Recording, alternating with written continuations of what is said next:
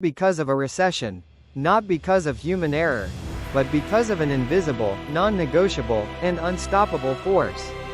Slight pause, tone becomes more serious, no blame, no warning. Artificial intelligence took over everything. We're talking about lawyers, accountants, programmers, and designers. 90% of white-collar jobs simply vanished.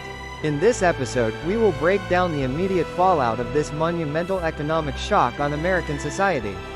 More importantly, how can humans survive it? And how is the value of a person redefined in a machine's world? Going back further, we find an entire generation in denial. This is where the personal collapse begins.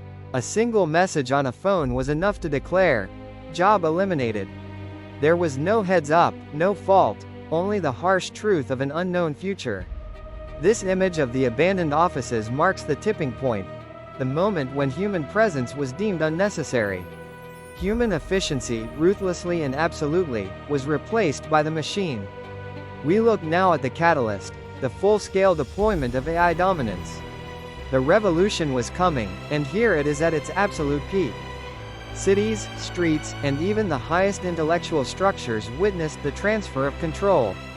This shift left no room for the professional class. Even the most complex medical diagnoses became the domain of digital screens. This is the moment before the fall. The professional pillars of society, the bankers, the lawyers, the engineers, were convinced they were untouchable. They were absorbed in their routines, unaware that their fate as a workforce had already been sealed. This is the end of an era, and the end of 90% we've seen the future they adapted to, and we've seen the disaster that created it. Perhaps the real question was never, what if, but when. Outro voice, next week.